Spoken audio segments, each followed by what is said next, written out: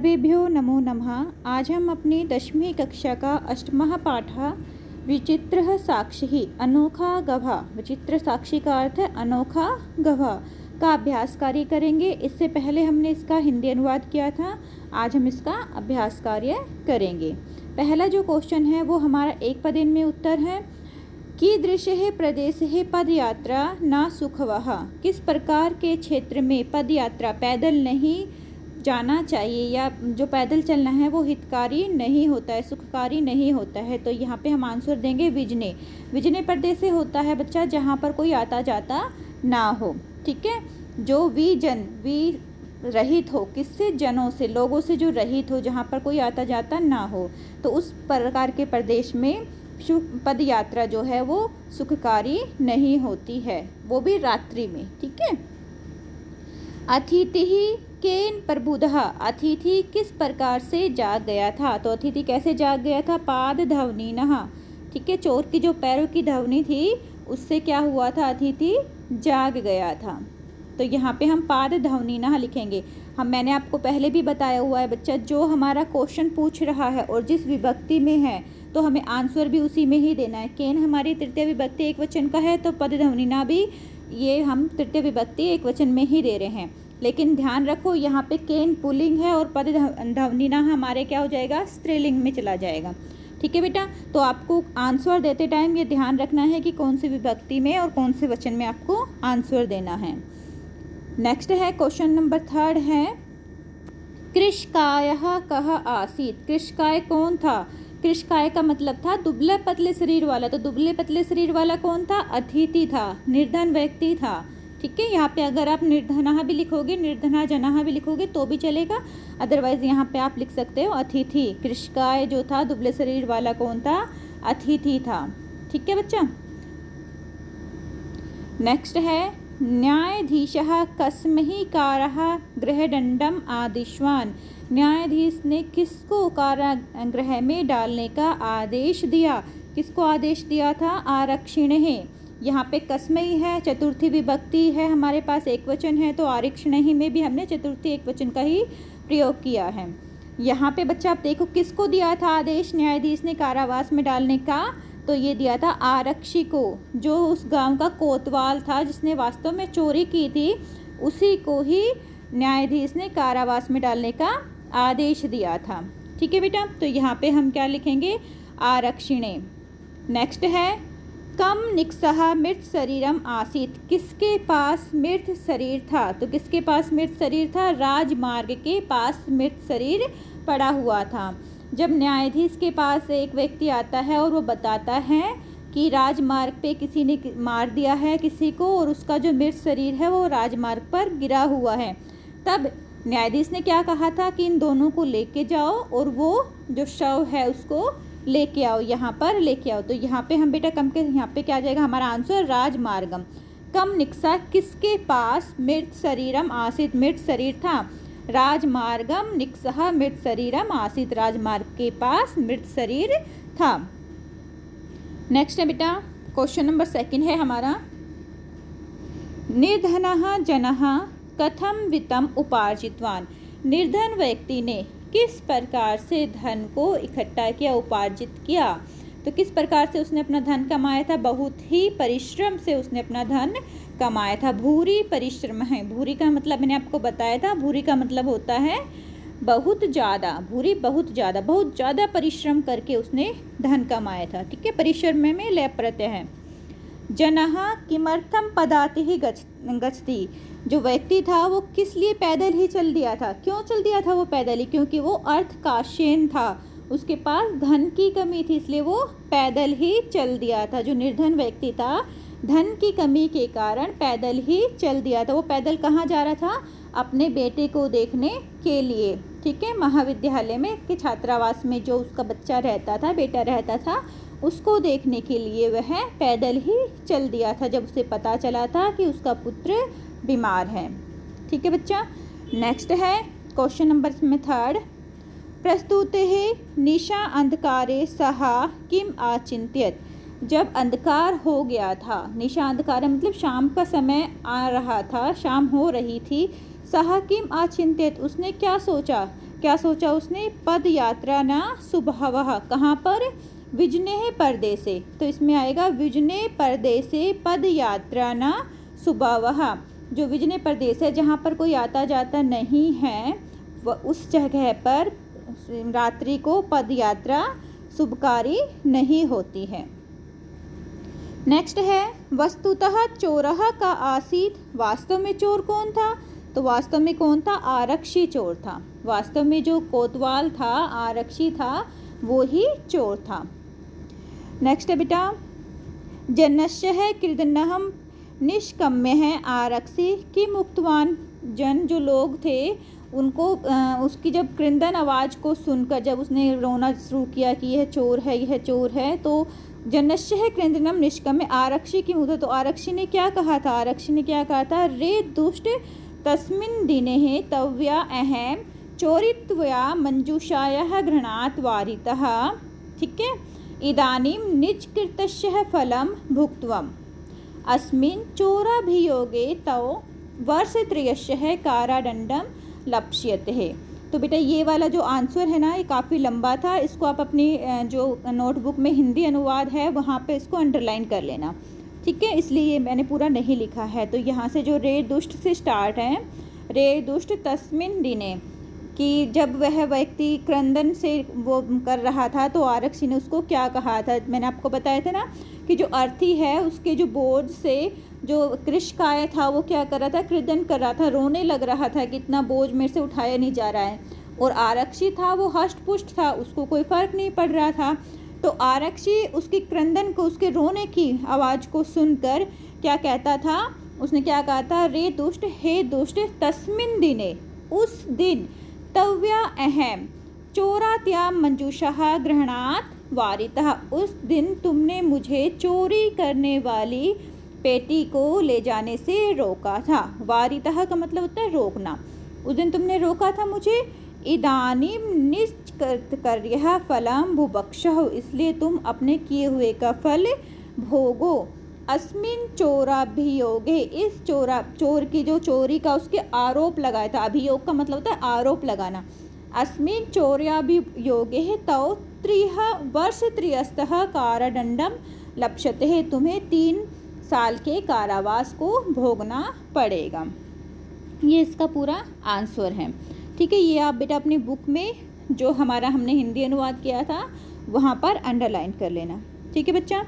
Next है मति वैभवशालिनः दुष्कारणानि कथम साधयन्ति। जो मति वैभवशाली होते हैं, जो अपनी बुद्धि का इस्तेमाल करते हैं, बुद्धिमान जो व्यक्ति होते हैं, वो दुष्कराण ही मतलब मुश्किल से मुश्किल कार्य को भी किस प्रकार से साध लेते हैं, किस प्रकार से उसको पूरा कर लेते हैं। तो इसका आंसर क्या आएगा? नीति ही युक्तम समालंब्यम दुष्कराण ही कार्याणि साधयन्ति। नीति के कारण, नीति और युक्ति से वह जो कठिन से कठिन कार्य है उसको भी आसानी से कर लेते हैं। तो हमें हमेशा अपनी बुद्धि का प्रयोग करना चाहिए और कठिनाई आने से पहले ही उसका निवारण सोच लेना चाहिए। अगर हमें लगता है कि हमें ये कठिनाई आएगी तो हमें पहले से ही उसको निवारण सोच लेना चाहिए कि हाँ भाई अगर ये कठिनाई आ रही है तो उसको किस प्रकार से दूर किया जाए। तो जो बुद्धिमान व्यक्ति होते हैं बेटा वो इस प्रकार से अपनी नीति, अपनी एक पाथ बना के, अपनी एक युक्ति बना के उसके ऊपर जब चलते हैं तो वह मुश्किल कार्य को भी ईजिली कर लेते हैं। ठीक है, नेक्स्ट है हमारे पास पर्सन निर्माण कुरुत। हमें पर्सन का निर्माण करना है। तो पर्सन निर्माण के लिए आपको किम शब्द रूप बताया हुआ है। किम के बेटा तीनों लिंगों को आपको पुल्लिंग, स्त्रीलिंग और नपुंसक लिंग अच्छी तरह से करना है। और फिर उसके बाद आपको जो पर्सन निर्माण में कालवाचक, स्थानवाचक में कौन कौन से पर्सन का निर्माण हम करते हैं वो भी आप लोगों को समझाया हुआ है। उसको ध्यान में रखते हुए आपको पर्सन का निर्माण करना हमेशा। ओके, पुत्रम दृष्टुम सा प्रस्थितः। अब यहाँ पर क्या है? पुत्रम है। पुत्रम है तो हम क्या लगाएंगे? कम। ठीक है, पुत्रम के स्थान पर हम क्या लगा देंगे? कम। ऐसे ही करुणः ऊपरी उपरो ग्रही तस्मै आश्रम प्रायच्छत। जो करुणा से भरा हुए ग्रही थे उन्होंने उसको आश्रय दिया। किसको? यहाँ तस्मै है, तस्मै के स्थान पर क्या आ जाएगा? तस्मै। और मैंने आपको हिंदी जब करवा रही थी तब बताया था गृही। गृही में कौन सा प्रत्यय लगता है? इन प्रत्यय। ठीक है, आप लोग ये छोटी छोटी बातें बेटा याद रखा करो कि कहाँ पर संधि विच्छेद हो रहा है, कहाँ पर कौन सा प्रत्यय लग रहा है।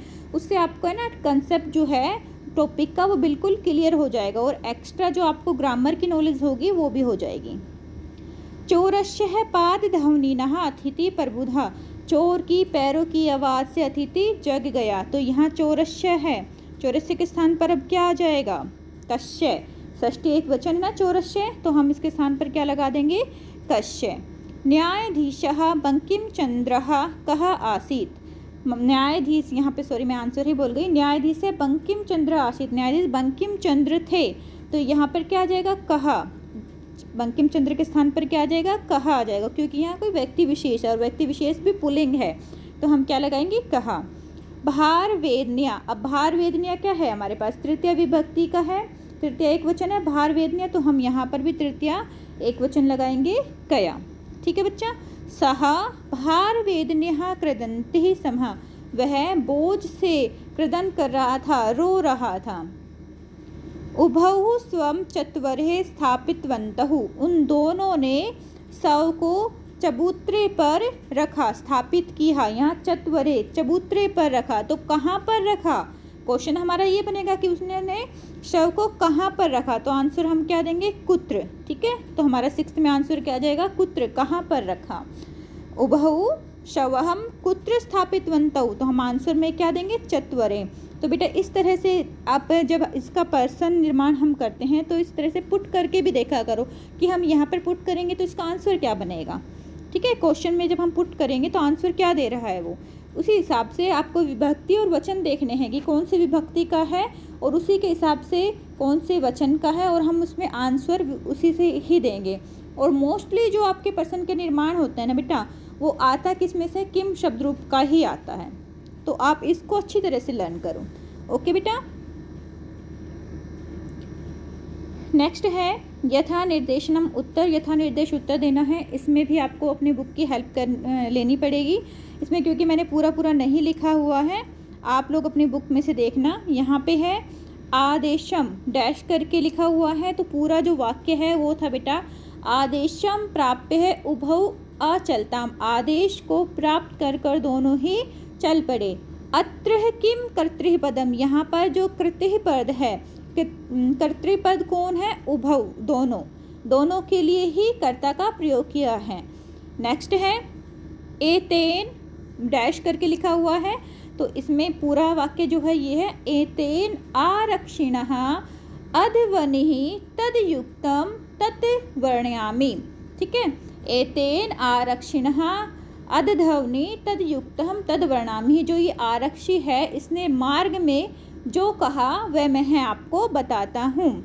जो व्यक्ति अर्थी पर लेटा हुआ था, जो शव के रूप में लेटा हुआ था, वो न्यायाधीश से कहता है। तो यहाँ पे क्वेश्चन पूछा गया है अत्र मार्गे इत्यर्थम, यहाँ पे जो मार्ग है यह शब्द किसके लिए प्रयोग हुआ है? जो हमारा वाक्य है उसमें जो मार्ग शब्द है, मार्ग है, वो किस लिए प्रयुक्त हुआ था? तो वो अध्वनि, अध्वनि के लिए यूज़ करते हैं बेटा। मार्ग को बोलते हैं अध्वनि।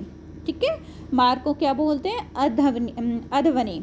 ओके, नेक्स्ट है करुणा उपरो। अब ये पूरा जो था ये था कि करुणा उपरो ग्रही तस्मै आश्रयं प्रायच्छत, करुणा से भरे हुए उस ग्रही ने, उस गृहस्थ व्यक्ति ने उसको आश्रय दिया। तस्मै आश्रयम। अब यहाँ पर क्या है? अत्र तस्महि, यहाँ पे जो तस्महि है, इति ही सर्वनाम पदम कस्महि प्रयुक्त है। यहाँ तस्मै सर्वनाम पद किसके लिए प्रयुक्त किया गया है?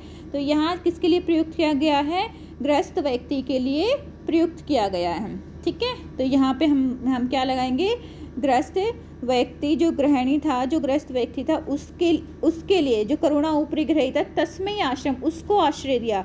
तो किसको आश्रय दिया था? यहाँ पे बेटा यहाँ पे थोड़ा मिसप्रिंट है। यहाँ पे या तो हम लिखेंगे निर्धन जना, ठीक है, या तो हम लिखेंगे निर्धन जन, या फिर हम लिखेंगे अतिथि। किसको उसने आश्रय दिया था? या तो हम लिखेंगे अतिथि या हम लिखेंगे निर्धन जनाए। तस्मै चतुर्थी विभक्ति लगाएंगे तो हम यहाँ पे लिख देंगे निर्धन जनाए। इसको बेटा ठीक कर लेना। ठीक है, यहाँ पे लिखो निर्धन जनाए। चतुर्थी विभक्ति लगाना, जनाए, निर्धन जनाए, निर्धन व्यक्ति को उसने क्या किया था, आश्रय दिया था। ठीक है, नेक्स्ट है ततोह असोह तौ, डैश करके है, फिर पूरा जो था ततोह असोह तौ अग्रिमे दिने उपस्थातुम आदिष्टवान। अच्छा, तो उसने उन दोनों को क्या दिया था, अगले दिन रहने का आदेश दिया था। जब उन्होंने उन दोनों को अगले दिन रहने का आदेश दिया था, तो यहाँ पर पूछा जा रहा है वाक्य में, अस्मिन् वाक्ये किम क्रियापदम, क्रियापद क्या है, तो क्रिया क्या था, आदेश देना, कि तुम आदिष्टवान, आदेश देना कि तुम अगले दिन आना। ठीक है, ऐसे ही नेक्स्ट है बच्चा दुष आदिष्टवान, यहाँ क्रिया विशेषण था इसलिए यहाँ पे क्रियापद में आदिष्टवान आ जाएगा।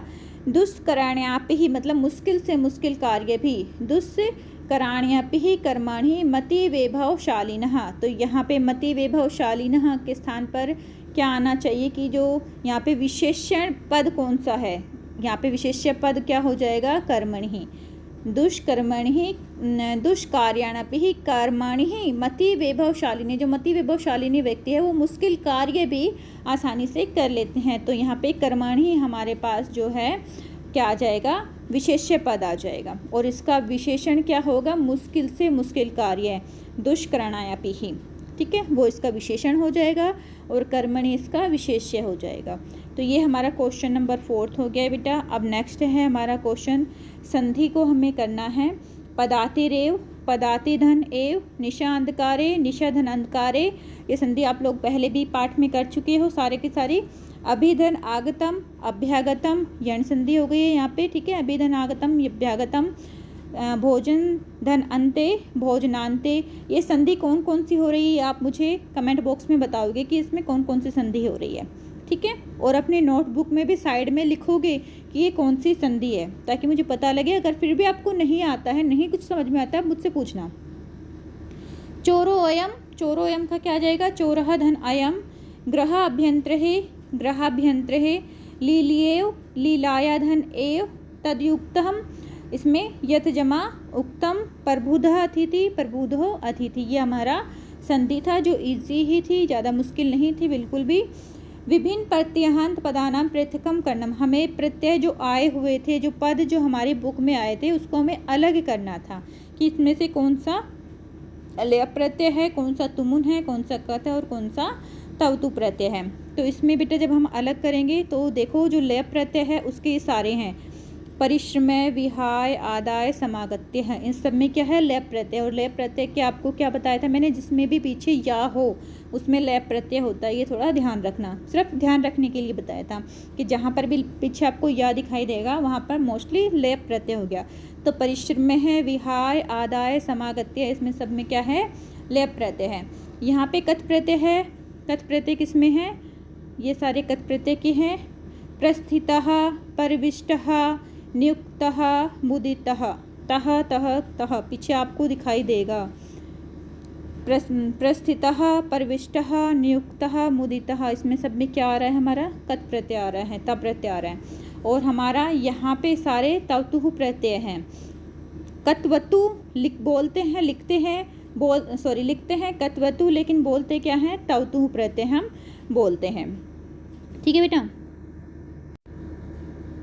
हाँ जी बेटा, यहाँ पे हम सारा उपार्जितवान, पुष्टवान, नीतिवान, आदिष्टवान, जितने भी हमारे पास तवतु प्रत्यय में क्या शेष बचता है, वान शेष बचता है पुल्लिंग में, तो ये सारे पुल्लिंग शब्द है। ठीक है, वती बचता है स्त्रीलिंग में और वत बचता है नपुंसक लिंग में। जब हमारा तवतु प्रत्यय पुल्लिंग में हमेशा वान शेष बचता है और स्त्रीलिंग में वती शेष बचता है और नपुंसक लिंग में हमारे पास वत शेष बचता है। तो ये सारे के सारे हमारे पुल्लिंग के शब्द हैं, उपार्जितवान, पुष्टवान, नीतिवान, आदिष्टवान। ऐसे ही अब ये हमारे सारे क्या हैं, तुमुन के हैं बेटा। जो ये तुमुन यहाँ पे आपको दिखाई दे रहा है ना, ये सारे तुमुन यहाँ पे आएगा।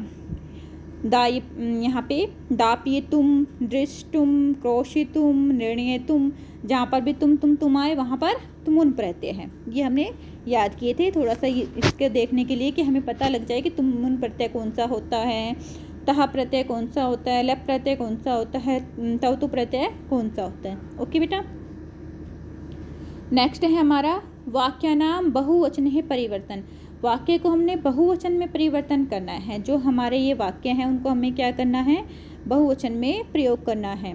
सहा बस यानम, अब सा है, सा का बहुवचन क्या आ गया, ते आ गया। बस यानम हमारे पास नपुंसक लिंग है तो बस यानानी आ जाएगा। यानम का हमारा क्या आ जाएगा, बहुवचन यानानी आ जाएगा। विहाय एज इट इज़ रहेगा। पदाति रेव को पदाति है आ जाएगा बहुवचन में। गंतुम निश्चम कृतवान, कृतवान का क्या आ जाएगा, कृतवंतः। तो जहाँ पर भी हमारी जो चीज़ है, जो एक वचन में द्विवचन में जिसमें भी है, उसको हमें किस में चेंज करना है, बहुवचन में चेंज करना है। तो सहा का बहुवचन क्या हो जाएगा, ते हो जाएगा। ठीक है, सात औ ते, ये आप लोगों ने पढ़ा हुआ है ना, सात औ ते। ऐसे ही यानम का क्या आ जाएगा, नपुंसक लिंग में क्या पढ़ा था, कम के कानी, तो ऐसे ही बस यानम। अब यहाँ पर बहुवचन क्या करेंगे, तो बस यानानी। पदाति रेव का बहुवचन पदात्य है। गंतुम ऐसा रहेगा, निश्चम भी ऐसे। अब हमारे पास क्रिया क्या है, इसमें कृतवान क्रिया है, तो क्रिया हमारे बहुवचन में क्या बन जाएगी, कृतवंतः। ओके बच्चा, नेक्स्ट है चोरः ग्रामे नियुक्तः राजपुरुषः आसीत्। वास्तव में चोर तो ग्राम में रहने वाला राजपुरुष ही था, तो यहाँ पे चोर है, चोर है के स्थान पर क्या आ जाएगा, चोरः बहुवचन में। ग्राम में एज इट इज रहेगा बेटा। नियुक्तः का क्या बन जाएगा, नियुक्तः। नियुक्त है का क्या हो जाएगा, नियुक्तः। ऐसे राजपुरुष है का क्या हो जाएगा, राजपुरुषः। आसीत का क्रिया का क्या हो जाएगा, आसन बहुवचन। तो ये हमने सबको क्या किस में चेंज किया है, बहुवचन में चेंज करते आ रहे हैं। नेक्स्ट है हमारे पास काश्चन चोरही गृह अभ्यंतरम प्रविष्टः। अब यहाँ पे काश्चन है, काश्चन कोई व्यक्ति, तो यहाँ पर क्या आ जाएगा, इसका तृतीय क्या आ जाएगा, काश्चन का केचन। ठीक है, काश्चन का क्या हो जाएगा, केचन। चोरहा का क्या हो जाएगा, चोरहा, बहुत सारे हो जाएंगे। गृह अभ्यंतरम प्रविष्टः का क्या हो जाएगा, प्रविष्टः। ठीक है, तो थोड़ा सा अभ्यास करोगे बेटा हो जाएगा ये। अन्येदुः तौ न्यायालये सौ पक्षम स्थापितवन्तः। अब उन दोनों ने अगले दिन भी अपना जो पक्ष था न्यायालय के सामने रखा था, तो यहाँ पर क्या आ जाएगा, तौ के स्थान पर यहाँ बहुवचन है, सॉरी द्विवचन है तौ, तो यहाँ पर भी हमें क्या करना है, द्विवचन है तो भी हमने बहुवचन ही बनाना है, क्योंकि हमें सारे के सारे सेंटेंस को बहुवचन में प्रयुक्त करना है, चाहे वो एक वचन का हो चाहे वो द्विवचन का हो। तो तौ के स्थान पर क्या आ जाएगा, ते। न्यायालय हो जाएगा सौ, पक्षम का हो जाएगा पक्षान, और स्थापितवन्तौ को स्थापितवन्तः। ठीक है बेटा, ये था हमारा बहुवचन कि जो वाक्य दिए हुए हैं उसको बहुवचन में किस तरह से हमें परिवर्तन करना है। नेक्स्ट है, इसी का ही पार्ट है ये। यथा निर्देशम विभक्तियम प्रयुज्य पुनः लिखत। निर्देश के अनुसार जो विभक्तियाँ दी गई है उसको हमें लिखना है कि ये कौन सी विभक्ति, जैसे ग्रह है, ग्रह में कौन सी विभक्ति लगाए, पंचमी विभक्ति, तो क्या बनेगा, ग्रह में जब हमने पंचमी विभक्ति लगाई तो क्या बना, ग्रहात। अतिथि में हमने चतुर्थी विभक्ति लगाई तो क्या बना, अतिथ्य। ठीक है, अतिथि में चतुर्थी लगाएंगे तो क्या आ जाएगा, अतिथ्य। न्यायाधिकरण में हमने द्वितीय विभक्ति लगाई है, इसमें हमने द्वितीय विभक्ति लगाई तो क्या बना हमारे पास, न्यायाधिकरणम। इदम, इदम में सप्तमी विभक्ति लगेगी तो क्या बन जाएगा, अस्मिन। पादध्वनि, इसमें हम तृतीय विभक्ति लगाएंगे तो क्या बन जाएगा, पादध्वनि ना। ठीक है, ये आपको विभक्ति लगा के आपको बताना था। ओके बच्चा, मुझे लगता है आप लोगों को समझ में आ गया होगा। फिर भी कोई डाउट है तो आप मुझसे पूछ लेना। धन्यवाद और अपना ध्यान रखना।